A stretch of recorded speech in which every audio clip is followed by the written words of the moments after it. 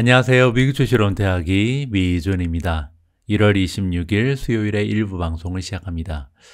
여러분들 혹시 패닉셀을 해보신 경험이 있는지 모르겠습니다. 저 역시도 예전에 패닉셀 경험이 있긴 한데요. 정말 오랫동안 지금 하락장이 지속되다 보니까 예전에 패닉셀에 빠졌던 기억이 갑자기 떠오르긴 합니다. 한번 패닉셀에 대한 확신이 들게 되면요, 정말 단 1초라도 가지고 있던 주식을 모두 매도하는 것이 손실을 최소화할 수 있다는 그런 정말 엄청난 확신이 들게 되거든요. 그래서 정말 정신없이 가지고 있는 모든 주식을 다 팔아버리는 이런 경험을 하게 됩니다. 최근 들어서 이렇게 조정장을 겪다 보니까 오히려 한국에 계신 분들은 패닉셀의 위험이 조금 적지 않은가 이런 생각을 해봤습니다. 여러분들 주무실 때 주식시장이 이제 좀 난리가 났다가 잠잠해지곤 하거든요.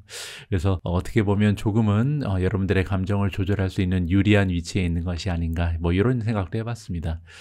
패닉셀을 떠나서요, 지금 뭐 주식시장의 미래는 알 수가 없으니까 매도를 절대 하면 안 된다 뭐 이런 메시지를 전해드리는 것이 아니고요, 우리가 계속해서 가지고 있는 주식을 보유를 하건 아니면 과감하게 이번 기회에 대량 매도를 하건, 이것은 이제 우리의 합리적인 이성적 판단에 있어야 된다. 그러니까 논리적인 근거가 있어야 된다는 거죠. 그것이 아니고 이런 공포감에 빠져서 매도하는 것은 반드시 좋지 않은 결과에 이르를 가능성이 있다.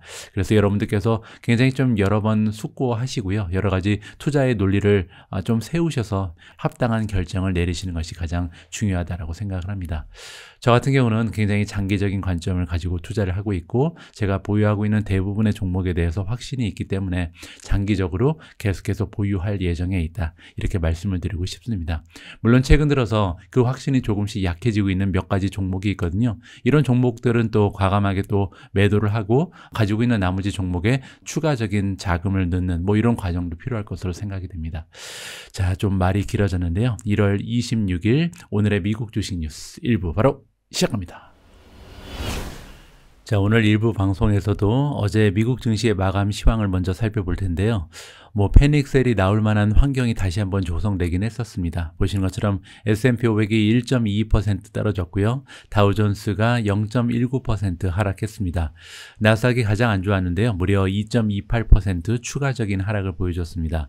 러셀 2000이 마이너스 1.45%.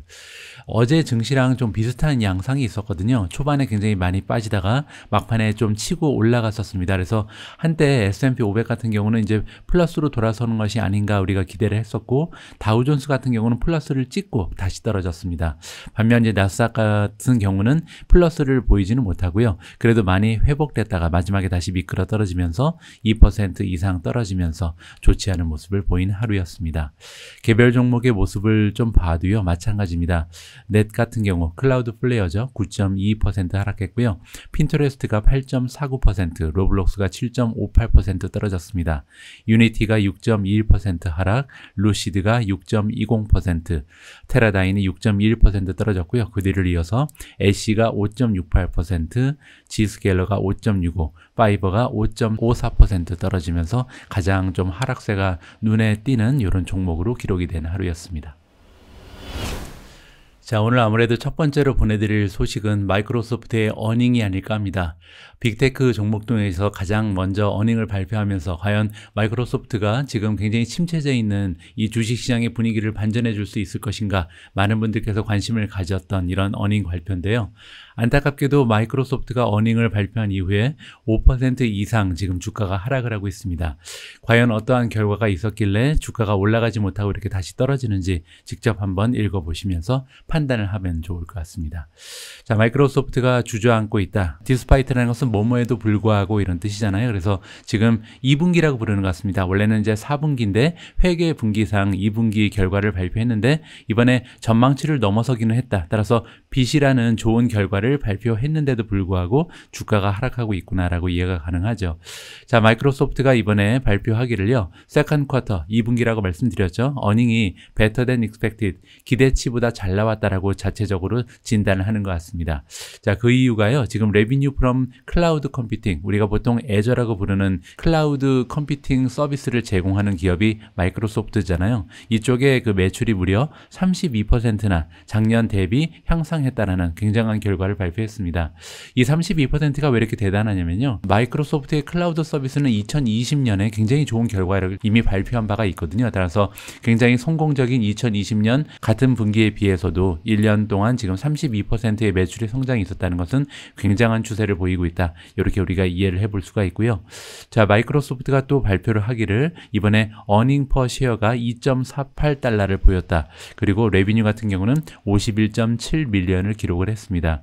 이 레비뉴 같은 경우는요, 매출이죠. 작년 대비해서 20%나 향상을 한 수치고요. 방금 전에 말씀드린 것처럼 마이크로소프트는 2020년 마지막 분기에도 좋은 수치를 발표했기 때문에 20%의 성장은 굉장히 만족스럽다라고 우리가 결과론적으로 얘기를 해볼 수가 있고요.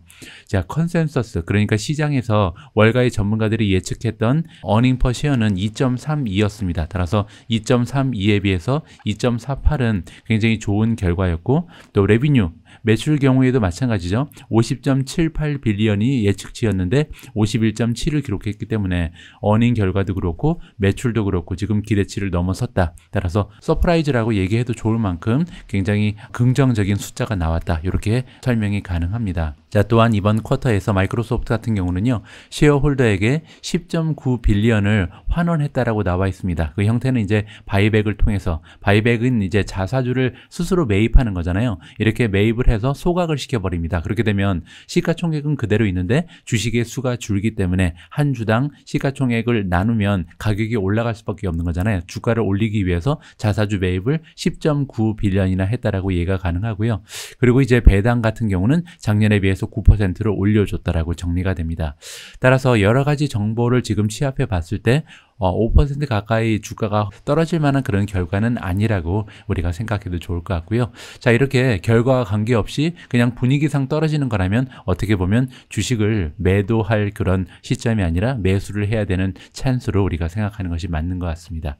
자, 마이크로소프트의 어닝 결과는요, 비록 주가는 떨어지고 있어도 성공적이었다. 나름대로 평가를 해보고 싶습니다. 자, 이번 기사에서는요, 어제 미국 주식 시장의 모습을 한번 정리를 해보도록 하겠습니다. 자, 제목에서 보실 수 있는 것처럼 나스닥, S&P 500, 다우존스 3대 지수가 다 셀링 어겐, 다시 한번 하락의 추세를 보여줬다고 나와 있잖아요. 자, 배경에는 지금 볼라틸리티, 변동성이 굉장히 좀 차피니스를 앞두고 있다라고 지금 사인을 주고 있다. 차피니스라는 것은 이제 굉장히 좀 굴곡이 심한 거죠. 따라서 아직도 변동 장세를 우리가 예상을 해야 된다. 이런 식으로 해석을 해볼 수가 있습니다. 조금만 더 읽어볼게요. 자, 먼데이, 지금 월요일 얘기가 다시 한번 나오는데요. 왜냐하면 월요일날 장세가 너무나 좀 독특했죠. 자, 어떠한 면에서 그랬냐면 다우존스가 1000포인트 이상 떨어졌다가 지금 리버스를 했잖아요. 그 얘기는 다시 회복을 했다는 얘기죠. 자, 이렇게 다우존스가 1000포인트 이상 떨어졌다가 회복을 한 것은요, 처음 있는 일이라고 합니다. 따라서 굉장히 좀 드라마틱한 하루였다라고 우리가 다시 한번 회귀를 해볼 수가 있는 거죠. 자, 그리고 나스닥 같은 경우는 4% 이상 떨어졌다가 플러스로 마감을 했잖아요. 자, 이렇게 4% 이상 떨어졌던 나스닥이 플러스로 마감한 것은 1988년 이후에 6번째 있었던 일이다. 따라서 굉장히 흔치 않은 일이 지난 월요일 날 발생했었다. 이렇게 우리가 이해를 해볼 수가 있겠죠. 하지만 볼라틸리티, 변동성이 다시 한번 올라가고 있다라고 얘기를 합니다. 자, 월요일 날 최고점을 찍었던 빅스가 지금 33 주위에 머물면서 아직까지도 변동성이 심한 것을 우리가 좀 감안을 해야 될 것 같은데요. 따라서 앞으로 가까운 미래에도 주식 시장의 변동성, 변동 장세는 지속될 거라고 카나코드 제뉴이티라는 투자기관의 애널리스트인 자베드 미르자라는 그 전문가가 알려주고 있습니다. 현재 10년 국채 금리를 보면요, 0.03% 올라갔다라고 나와 있죠. 그래서 1.76 정도의 형성이 되어 있고요. 또한 지금 월가에서는 굉장히 의견이 분분하다, 이렇게 지금 나와 있습니다. 그러니까 지금 현재 브로더마켓 전반적인 시장이 바닥을 찍었는가 찍었지 못했는가, 여기에 대해서 되게 의견이 분분하다는 얘기죠. 그래서 일부 의견에 따르면 이제는 좀 조정이 마무리가 돼가고 있다라고 얘기하고 있고, 한편에서는 아니다, 아직 조정은 시작에 불과하다, 굉장히 다양한 의견이 존재한다, 이렇게 우리가 이해를 해볼 수가 있겠죠. 자, 방금 전에 나왔던 그 전문가 미르자에 따르면요, 롱텀 테크니컬 애널리시스, 그러니까 주가 차트를 보고 우리가 분석을 해본 결과 지금 다운사이드 주가의 하락 추세는요, 아직 몇 주 동안 이어질 가능성이 높다라고 합니다. 그래서 아무래도 적어도 2분기 아니면 3분기까지도 계속해서 이러한 그 하락 추세가 이어질 가능성, 지속될 가능성이 있다라고 진단을 해주고 있습니다. 자, 한편에서는 웰스파고 같은 경우는 조금 의견이 다른데요. 캐피큘레이션이라는 것은 뭐냐면 굉장히 주식 투자를 하던 사람들이 다 항복을 하고 주식을 던져버리는 현상을 얘기하거든요. 이 현상이 일어났기 때문에 우리는 줍줍을 해야 된다, 바이를 해야 된다라고 지금 얘기해주고 있습니다. 또한 스티펠은 조금 의견이 다르죠. 또 이 스티펠이라는 투자 기관에서는 아니다, 아직까지 컴백이라고 하기에는 너무 이르다, 따라서 조금 더 지켜봐야 한다라는 의견을 던져주고 있습니다. 하지만 이제 가장 중요한 것은 바로 내일 발표가 될 페드의 디시전이다. 그러니까 연준에서 과연 어떠한 내용을 발표를 하냐에 따라서 주식시장의 향방이 적어도 이제 단기간 동안은 결정이 될 수 있다. 우리가 생각을 해볼 수가 있겠죠. 만약에 시장에서 기대했던 것처럼 만약에 올해 들어서 뭐 금리 인상을 3번이나 4번 한다라고 발표를 하게 되면 오히려 주가는 치고 올라갈 가능성도 있는 거고요. 뭐 그거보다 조금 더 호키시한 자세를 취한다, 조금 더 강경한 태도를 취한다면 주가가 나락으로 다시 계속 떨어질 가능성까지도 우리가 염두를 해봐야 될 것 같습니다. 자, 연준의 그 발표 내용이 나오는 대로 역시 오늘의 미국 주식 뉴스에서 여러분들께 자세한 내용을 전해드릴 수 있도록 하겠습니다. 자, 다음에는 엔비디아 관련된 소식인데요. 여러분들께서 굉장히 많이 투자를 하고 계신 종목인 엔비디아가 어제 5% 이상 주가가 하락을 했습니다. 사실 엔비디아 같은 경우는 5% 이상 이렇게 주가가 흔들리는 경우가 많이 없거든요. 따라서 거의 이제 폭락 수준이었는데, 자, 이러한 주가의 흐름에 일조한 기사 하나가 있었습니다. 블룸버그라는 이제 영향력 있는 그 메디아에서 어떤 내용을 보도를 했냐면요, 엔비디아가 지금 암을 인수할 그것을 거의 포기 상태에 있다, 뭐 이러한 지금 소식을 전해주면서 주가가 많이 타격을 받은 것 같습니다. 조금만 자세한 내용을 한번 읽어보시죠. 자, 엔비디아가 굉장히 좀 급격하게 주가가 떨어지고 있다. 프리마켓이니까 주식 시장이 개장하기도 전에 이렇게 많이 떨어졌거든요. 그 이유는 화요일날 아침이죠. 블룸버그에서 어떠한 내용을 보도를 했냐면 젠슨 황이 이끌고 있는 엔비디아가 지금 굉장히 조용히 준비를 하고 있다. 어떤 준비를 하고 있냐면요, 영국의 베이스를 가지고 있는 반도체 디자인 기업인 ARM을 인수 합병할 것으로 우리가 기대를 하고 있었는데 이 계획을 포기한다라고 지금 전해지고 있습니다. 자, 엔비디아가 그들과 함께 일하고 있는 그 파트너사한테 좀 기밀을 유출했다, 이런 식으로 기사가 전개가 되고 있는데요. 어떤 식으로 얘기했냐면 이 엔비디아 입장에서도요, 이번 딜이 성사될 가능성이 없다라, 이렇게 지금 진단한다는 소식이 전해진 것 같습니다. 뭐 거기에는 이제 여러 가지 이유가 있겠지만 지금 레귤러터리 푸시백이 굉장히 좀 강력하다. 그 얘기는 규제 당국에서 굉장히 좀 안 좋게 생각한다, 방해를 많이 한다는 얘기죠. 특히 이제 미국에서까지 환영받지 못하는 인수합병이라는 것이 문제죠. 자, FTC라고 부르는 기관이 있죠. Federal Trade Commission, 뭐 한국으로 치면 공정거래위원회 정도가 될 것 같은데, 지난달에 엔비디아에 소송을 제기를 했다. 왜냐면 이번 딜을 블락하기 위해서, 그러니까 방해하기 위해서 그랬다는 거죠. 이번 로수시 걸린 이후에 시티라는 투자기관에서는 그들의 고객들한테, 투자자들한테 어떻게 얘기했냐면요, 원래 기존에는 인수합병이 될 확률을 30% 이상으로 보고 있었는데 이번에 FTC가 소송을 걸면서 그 확률이 5%까지 하락했다라는 소식을 전해드린 바가 있습니다. 자, 오늘도 이렇게 좀 거의 암을 인수할 확률이 점점점 떨어지는 느낌이 좀 들면서 엔비디아의 주가가 무려 5% 이상 하락을 했다, 이렇게 우리가 정리를 해볼 수가 있겠죠. 제가 예전에 한번 말씀드린 것 같은데 암 같은 경우는요, 제가 뛰어서 갈 수 있을 정도로 제가 살고 있는 집에서 가깝습니다. 그래서 주위에 있는 사람 중에서 암에서 일하고 있는 사람들도 가끔 이제 만나게 되거든요. 제가 이제 몇 번 물어봤는데 암에서 일하고 있는 사람들조차도 지금 엔비디아의 인수합병 건이 어떻게 진행될지는 잘 모르겠다고 그러더라고요. 그래서 여러분들께도 많은 그 정보를 보내드리지는 못할 것 같은데 지금 기사에 지금 보도가 되는 것처럼 그렇게 분위기가 좋은 것은 아닌 것 같습니다.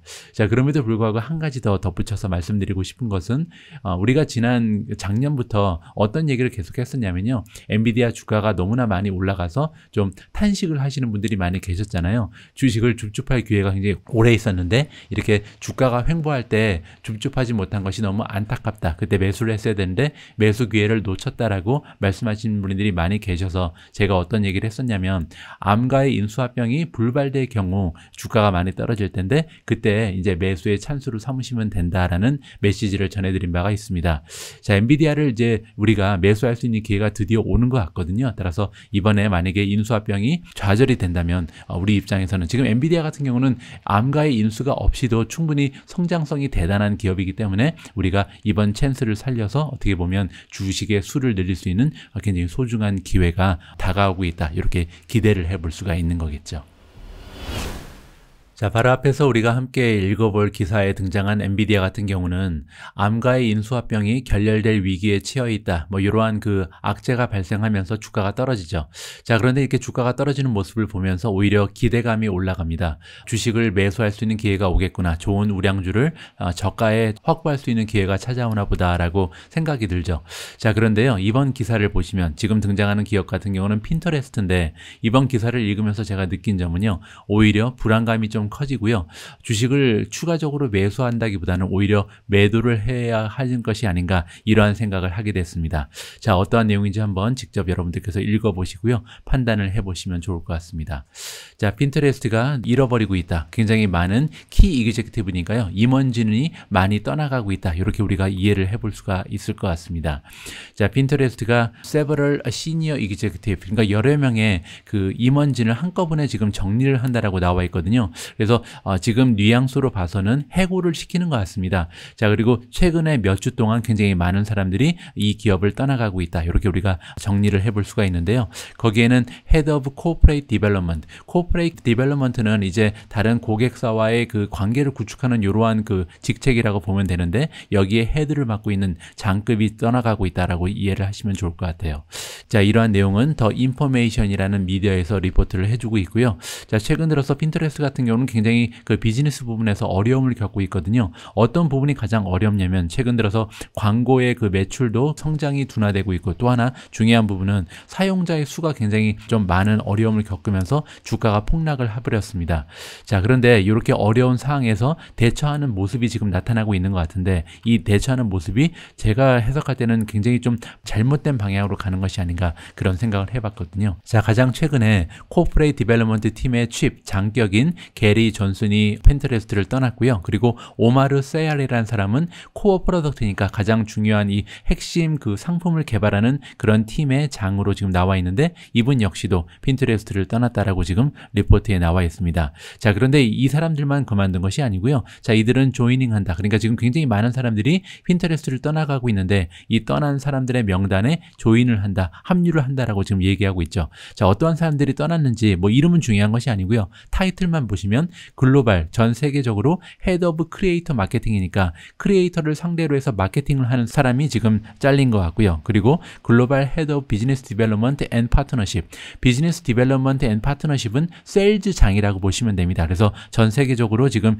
비즈니스를 함께 할 그런 파트너를 찾는 이러한 역할을 하는 사람도 역시 회사를 떠나게 됐고, 다음은 글로벌 헤드 오브 컨텐츠 앤 크리에이터, 지금 크리에이터들 그리고 컨텐츠의 부서를 담당하고 있는 사람도 회사를 떠났고요. 자, 그 밑을 보시면 글로벌 헤드 오브 컨슈머 앤 브랜드 마케팅, 그러니까 소비자를 대상으로 해서 브랜드 마케팅을 시행하는 이러한 사람도 지금 그 좁을 잃었다고 우리가 생각해 볼 수가 있고요. 마지막으로 바이스 프레지던트는 부사장이죠. 세일즈 앤 파트너십이네요. 세일즈와 파트너십을 담당하는 부사장 역시도 그 자리를 지켜내지 못했다. 자, 그런데 여기에서 지금 여러분들께서 이번에 핀터레스트를 떠난 사람들의 잡 타이틀을 잠깐 보시면요. 어떠한 부서에 있는 사람들이 대체로 물갈이가 되고 있냐면 세일즈, 뭐 마케팅, 파트너십 이런 쪽에 있는 사람들이 대부분 다 물갈이가 지금 되고 있거든요. 그 얘기는 뭐냐면 핀터레스트는 최근 들어서 사용자의 증가세가 둔화되는 것, 그리고 매출의 그 성장세가 둔화되는 것을 책임을 세일즈 앤 마케팅 팀에 주고 있다. 판촉부가 잘못됐기 때문에 이런 일이 일어나고 있다라고 진단을 했다는 겁니다. 제가 볼 때는 이 부분은 굉장히 좀 우려되는 부분이에요. 왜냐하면 뭐냐면 보통 기업이 잘 되지 않는다면 핵심적인 부분을 봐야 되거든요. 그러니까 얼마나 상품의 경쟁력이 있는가, 경제적 혜자가 있는가, 뭐 다른 경쟁자에 비해서 우리가 제공할 수 있는 어드밴티지는 뭔가, 이러한 부분에 우리가 집중을 해야만 기업이 계속해서 성장을 거듭할 수가 있는 건데, 그거는 지금 놔두고요. 책임을 오히려 판매하는 사람들, 그러니까 우리는 좋은 상품과 서비스가 있는데 너네 판촉부가 제대로 일을 못했기 때문에 이러한 결과가 나타난 거야 라고 지금 진단을 하고 있는 거잖아요. 저는 개인적으로 이러한 식으로 진단을 했다가는 기업이 올바른 방향으로 가기에는 굉장히 어렵다라고 생각을 합니다. 따라서 제가 볼 때 이 기사는요, 핀테레스트가 앞으로도 굉장히 고전을 면치 못하겠구나. 왜냐하면 진단을 제대로 하지 못한다면 해결책을 찾을 가능성이 없어지겠죠. 자, 이렇게 만약에 세일즈 앤 마케팅이 팀이 그렇게 중요하다면 테슬라 같은 기업은 어떻게 기업의 그 성장이 계속해서 지속될 수가 있겠어요. 그렇죠? 세일즈 앤 마케팅 팀이 전혀 없는 기업들도 잘 나가는 세상이 지금 현재 우리가 살아가는 디지털 세상이잖아요. 따라서 핀터레스트의 이러한 모습은 굉장히 실망스럽다라고 개인적으로 판단을 하고 있습니다. 자, 앞에서는 세일즈 앤 마케팅, 세일즈 앤 파트너십에 집중을 하고 있는 핀터레스트라는 기업을 살펴봤는데요. 이번에 등장하는 기업은 그들이 가지고 있는 비즈니스 모델 자체에 굉장히 많은 투자를 하는 모습을 최근 들어서 보여주고 있습니다. 바로 우버인데요. 자, 우버가 이번에 그로서리 딜리버리, 식료품 배달 서비스를 확장한다. 새로운 파트너십을 결성하면서 그들의 식료품 배달 서비스를 계속해서 영역을 확장하고 있다는 굉장히 긍정적인 소식이 전해지고 있습니다. 자, 우버 테크놀로지가 이번에 새로운 파트너십을 결성을 했는데요. 파트너십을 결성하게 된 그 다른 한편에 서 있는 기업 같은 경우는 식료품 웨어하우스 스토어를 운영하고 있는 스마트 앤 파이널이라는 기업으로 알려져 있습니다. 자, 이번 파트너십은 확장될 것이다. 뭐를 확장시킬 것이냐면 우버가 가지고 있는 온 디맨드 스케줄에 따라서 식료품을 배달해주는 서비스가 있는데 이 서비스를 웨스트 코스트, 그러니까 미국의 서쪽 해안 지방으로 확장을 할 것이라고 지금 얘기해주고 있죠. 자, 왜냐면 스마트 앤 파이널 스토어라는 기업은요, 총 173개나 되는 상점을 지금 아리조나주, 캘리포니아주, 그리고 네바다주 이렇게 3개의 주에 확보를 하고 있다고 합니다. 따라서 이렇게 173개나 되는 상점이 이번에 우버가 가지고 있는 플랫폼에 합류가 된다. 이렇게 우리가 생각해 볼 수가 있겠죠. 자, 우버는 결국 173개에 만족하는 것이 아니고 이 스마트 앤 파이널이 가지고 있는 254개의 로케이션을 모두 나중에 서비스에 추가할 것이다 라고 지금 나와 있습니다. 자, 스마트 앤 파이널 같은 경우는요, 미국의 지금 식료품 파트너 중에 최초로 알코올, 그러니까 주류까지도 배달 서비스를 시작한다. 우버 이츠를 통해서 주류도 배달을 받을 수 있다라고 우리가 이해해 볼 수가 있는 거죠. 자, 처음에는 이제 캘리포니아에서만 시작을 하는데요. 결국은 아리조나 그리고 네바다 주까지도 2020년 후반에 확장이 될 것이라고 나와 있습니다. 자, 이렇게 우버 같은 경우는요, 최근 들어서 우버 그 이츠를 통해서 굉장히 다양한 배달 서비스로 확장을 하는 모습을 꾸준히 보여주고 있습니다. 따라서 나중에 만약에 차량 공유 서비스의 비즈니스가 회복을 하는 그런 시기가 온다면 굉장히 좀 성장세가 가속화될 것으로 우리가 기대하면서 기다려볼 가치가 있는 것 같습니다. 자, 오늘 오미주 일부를 위해서 준비한 마지막 기사를 읽어보도록 하겠습니다. 이번 기사에는 UBS라는 투자기관이 등장을 하는데요. 이번에 UBS에서 이번 하락장에 우리가 매수의 기회로 삼아야 할 굉장히 좀 건강한 모습의 성장주들을 리스트로 정리해서 우리한테 알려주고 있거든요. 직접 한번 그들의 논리를 들어보도록 하겠습니다. 자, 브루트란 굉장히 좀 잔인한 테크 셋업, 테크 주식 위주로 떨어지는 현상이 지금 다시 화요일날도 재개되었다라고 지금 기사가 시작되고 있습니다. 자, 왜냐면요, 타이터 모네터리 폴리시, 지금 연준에서 굉장히 그들의 정책을 타이트하게 운영할 것이라는 것을 우리가 모두 다 알고 있죠. 그래서 지금 인베스터들이, 우리와 같은 투자자들이 로테이션을 하고 있다. 그래서 굉장히 좀 고성장주에서 빠져나가서요, 아무래도 조금 더 안전한 쪽으로 피신을 하고 있다라고 다시 한번 얘기를 해주고 있습니다. 자, 테크주들 그리고 성장주 같은 경우는 굉장히 일드가 올라가는 것에 대해서, 기준금리가 올라가는 것에 대해서 센시티브하다라고 나와 있죠. 그 이유가 2개 정도로 지금 압축이 되는데요. 첫 번째 이유는 보통 성장주들은 그 부채가 많이 있는 가능성이 있다라고 얘기합니다. 그래서 부채가 많다면 금리가 올라가면 아무래도 그 부채에 상환할 때 이자율이 올라가게 되잖아요. 그래서 그들의 성장에 악영향을 끼칠 것이다. 그것이 첫 번째 문제고요. 두 번째 문제는 뭐냐면 아무래도 먼 미래의 현금 흐름을 보면서 우리가 투자하는 것이 성장주이기 때문에 미래 현금의 가치가 아무래도 현재 금리가 올라가게 되면 굉장히 좀 그 가치가 떨어지게 된다. 2가지의 이유 때문에 성장주의 주가가 떨어질 수밖에 없다. 이러한 환경에 대해서 다시 한번 정리를 해줬습니다.